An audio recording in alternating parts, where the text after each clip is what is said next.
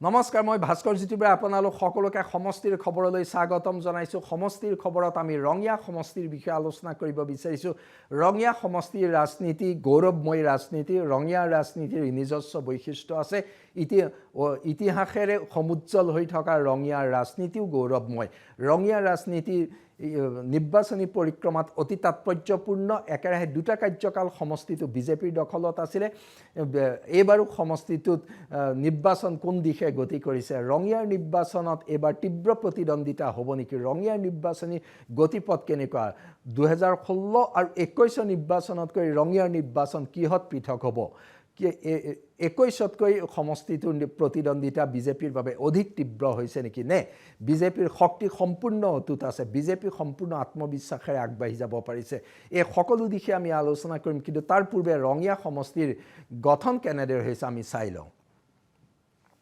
25খন গাঁও পঞ্চায়ত আৰু এখন পৌৰসভাৰে ৰঙিয়া সমষ্টি গঠিত 25খন গাঁও পঞ্চায়ত আৰু এখন পৌৰসভাৰে গঠিত ৰঙিয়া সমষ্টি মূলত এটা গাঁও গ্ৰাম্য প্ৰধান সমষ্টি ৰঙিয়া নগৰৰ বাহিৰে আন সকলো অঞ্চল গাঁও আৰু এই সমষ্টিটোৰ গ্ৰামাঞ্চলসমূহ এক গ্ৰামাঞ্চলৰ ৰাজনীতি অতি তাৎপৰ্যপূৰ্ণ সেই একেদৰে ৰঙিয়াৰ ৰাজনীতিৰ আমি যিটো কৈছোঁ ঐতিহাসিকভাৱে ৰঙিয়াৰ ৰাজনীতিৰ এক বিশেষ গঠন আছে বিশেষ বৈশিষ্ট্য আছে কামৰূপ জিলাৰ আনকেইটা সমষ্টিতকৈ ৰঙিয়াৰ ৰাজনীতি কিছু পৃথক হৈ থাকে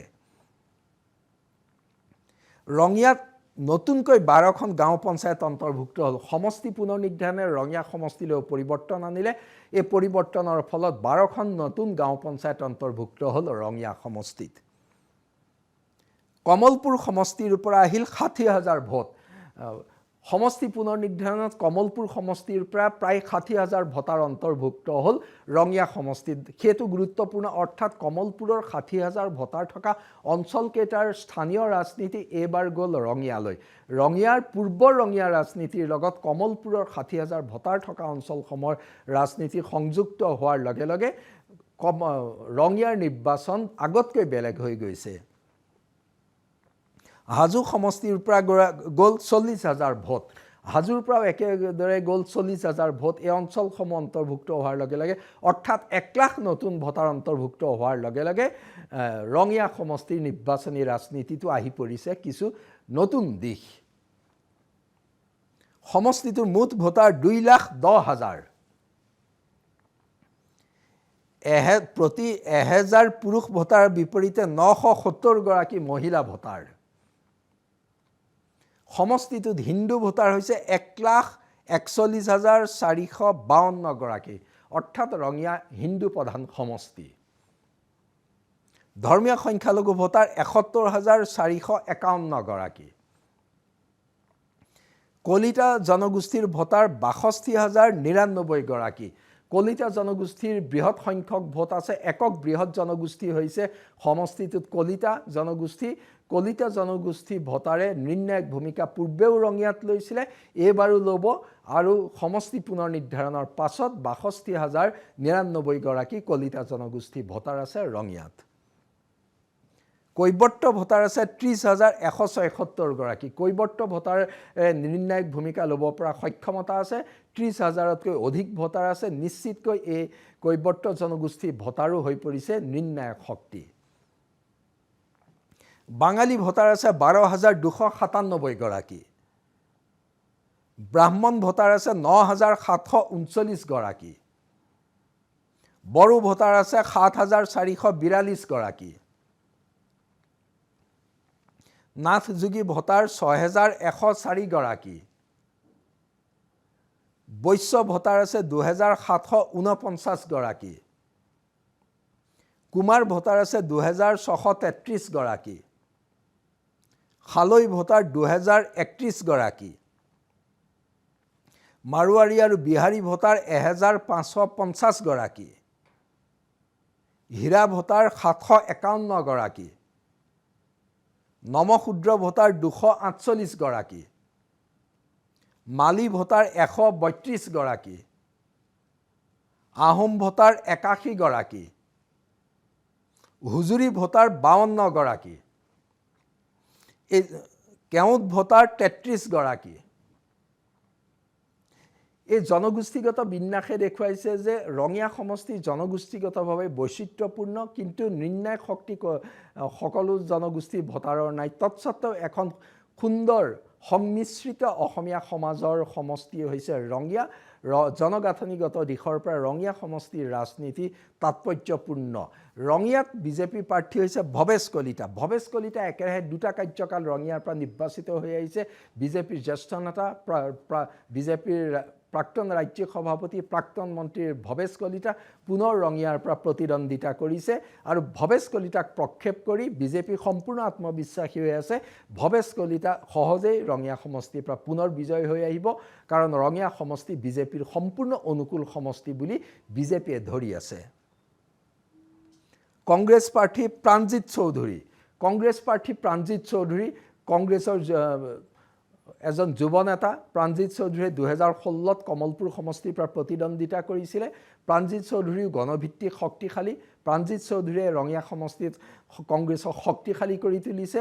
তুলনামূলকভাৱে প্ৰাণজিৎ চৌধুৰীও অতি শক্তিশালী প্ৰাৰ্থীয়ে, অৰ্থাৎ ভৱেশ কলিতা শক্তিশালী প্ৰাৰ্থী, প্ৰাণজিৎ চৌধুৰী শক্তিশালী প্ৰাৰ্থী। সেইকাৰণে ৰঙিয়াৰ নিৰ্বাচন হৈ পৰিছে এবাৰ আকৰ্ষণীয়, কাৰণ বিজেপি বনাম কংগ্ৰেছৰ যুঁজখন অতি আকৰ্ষণীয় হৈছে। বিজেপি শক্তিশালী প্ৰাৰ্থী আৰু দল শক্তিশালী, কংগ্ৰেছৰ প্ৰাৰ্থী শক্তিশালী। কংগ্ৰেছৰ গণভিত্তি নতুনকৈ গঢ় লৈ উঠিছে সমষ্টিটোত। পূৰ্বতেও কংগ্ৰেছ শক্তিশালী আছিলে। সেই প্ৰেক্ষাপটতে ভৱেশ কলিতা বনাম প্ৰাণজিৎ চৌধুৰী নিৰ্বাচনী যুঁজ এবাৰ আকৰ্ষণীয় হৈছে। নিৰ্বাচনী ইছ্যু, এই প্ৰসংগত আহিম। তাৰ মাজতে এটা কথা আমি কৈ ল'ব বিচাৰিছোঁ যে পূৰ্ব ৰঙিয়াৰ পৰা এক বৃহৎ অঞ্চল আঁতৰিও গ'ল। সেই আঁতৰি যোৱা অঞ্চলসমূহ গোৰেশ্বৰ সমষ্টিত অন্তৰ্ভুক্ত হ'ল। অৰ্থাৎ পূৰ্ব ৰঙিয়াত পৰা আঁতৰি যোৱা অঞ্চলৰ ৰাজনীতি এইবাৰ ৰঙিয়াৰ পৰা আঁতৰি গ'ল। অৰ্থাৎ যিদৰে হাজো কমলপুৰৰ পৰা অন্তৰ্ভুক্ত হ'ল, সেই একেদৰে ৰঙিয়াৰ পৰা আঁতৰি গ'ল গোৰেশ্বৰ সমষ্টিলৈ বৃহৎ অঞ্চল। সেই দিশৰ ৰাজনীতি নথকাৰ লগে লগে 21লৈকে ৰঙিয়া সমষ্টিত যি ৰাজনীতি আছিলে, ৰঙিয়াৰ পৰা গোৰেশ্বৰলৈ এই অঞ্চলসমূহ ওলাই যোৱাৰ লগে লগে সেই ৰাজনীতি তাৰ পৰা আঁতৰি গ'ল। এতিয়া আমি আহোঁ নিৰ্বাচনী ইছ্যুলৈ। ৰঙিয়া সমষ্টিৰ নিৰ্বাচনী ইছ্যু মূলতঃ ইছ্যু উন্নয়ন।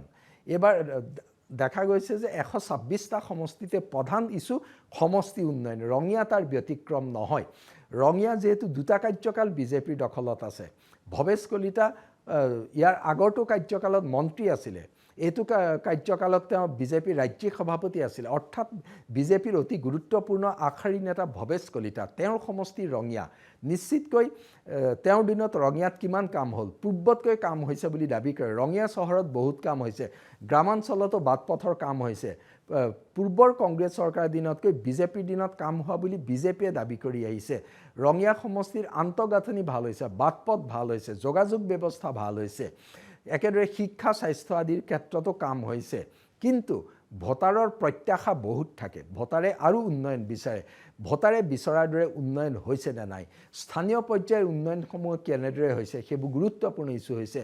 অৰ্থাৎ সমষ্টি উন্নয়ন অতি গুৰুত্বপূৰ্ণ ইছ্যু। আনহাতে এই ক্ষেত্ৰত কংগ্ৰেছে নতুন প্ৰতিশ্ৰুতি দিবলগীয়া হৈছে। কংগ্ৰেছে বৰ্তমান চৰকাৰৰ দিনত কি কি নহ'ল তাক দেখুৱাই দিবলগীয়া হৈছে। সেই ক্ষেত্ৰত কিন্তু তেওঁলোকৰ প্ৰশ্নৰ মুখামুখি হৈছে পূৰ্বৰ কংগ্ৰেছ চৰকাৰৰ দিনত কি কি হ'ল বুলি ভোটাৰে প্ৰশ্ন কৰিছে। মুঠৰ ওপৰত সমষ্টি উন্নয়ন গুৰুত্বপূৰ্ণ নিৰ্বাচনী ইছ্যু। ভৱেশ কলিতাই তেওঁৰ 10 বছৰীয়া কাৰ্যকালৰ কামৰ খতিয়ান লৈ ভোটাৰৰ ওচৰলৈ গৈছে। প্ৰাণজিৎ চৌধুৰীয়ে নতুন কামৰ প্ৰতিশ্ৰুতি লৈ ভোটাৰৰ ওচৰলৈ গৈছে। অৰ্থাৎ কিন্তু দুয়োগৰাকী প্ৰাৰ্থীৰ সন্মুখতে আহি পৰিছে মূল নিৰ্বাচনী ইছ্যু উন্নয়ন। সমষ্টিৰ উন্নয়ন কোনে কৰিব, সমষ্টিৰ উন্নয়নক যি নতুন গতি দিব পাৰে তাকে ভোট দিব, সেই দিশটো আছে। তাৰ লগতে হিতাধিকাৰী অতি গুৰুত্বপূৰ্ণ নিৰ্বাচনী ইছ্যু। সমষ্টিটোত হিতাধিকাৰী ব্যাপক প্ৰভাৱ আছে। হিতাধিকাৰী ভোট বিজেপি আশা কৰিছে, কংগ্ৰেছেও আশা কৰিছে। এই হিতাধিকাৰী মহভংগ হৈছে, কংগ্ৰেছলৈ আহিব। তাৰ লগতে জনগোষ্ঠীগত সমীকৰণৰ লগতে বিজেপিৰ মূল কোৰ নিৰ্বাচনী ইছ্যুৱে ক্ৰিয়া কৰিব। সমষ্টিটোত বিজেপিৰ বংগমূলীয় ধৰ্মীয় সংখ্যালঘুৰ আগ্ৰাসনৰ বিৰুদ্ধে কৰা ৰাজনীতি গুৰুত্বপূৰ্ণ হৈ আছে সমষ্টিটোত। সেই দিশৰ পৰা বিজেপি আত্মবিশ্বাসী হৈ আছে। কিন্তু কংগ্ৰেছে বিজেপিৰ দিনত অসমীয়া জাতিলৈ অহা সংকটৰ কথা উল্লেখ কৰিছে। সেই দিশৰ পৰা দেখা গৈছে যে কংগ্ৰেছে বিজেপিক প্ৰত্যাক্ৰমণ কৰা আৰম্ভ কৰিছে। কংগ্ৰেছৰ দিনত, বিজেপিৰ দিনত অসমত খিলঞ্জীয়া জনগোষ্ঠী অসুৰক্ষিত। গৌৰৱ গগৈয়ে যি নিৰ্বাচনী ইছ্যু কৰিছে সেইটো গুৰুত্বপূৰ্ণ হিচাপে দেখা গৈছে। নিৰ্বাচনী সমীকৰণ সমীকৰণতো এইকেইটা দিশেই ক্ৰিয়া কৰিব মূলতঃ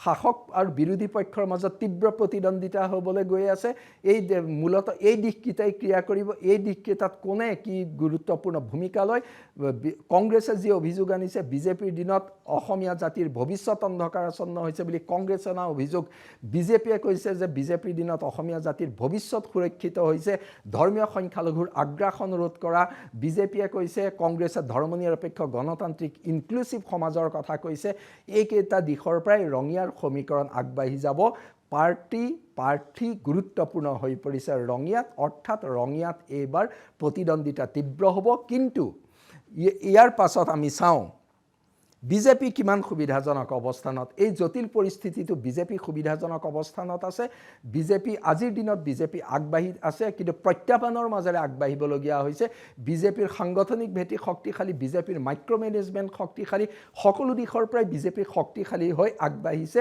কিন্তু প্ৰত্যাহ্বানৰ মাজেৰে বিজেপি আগবাঢ়িবলগীয়া হৈছে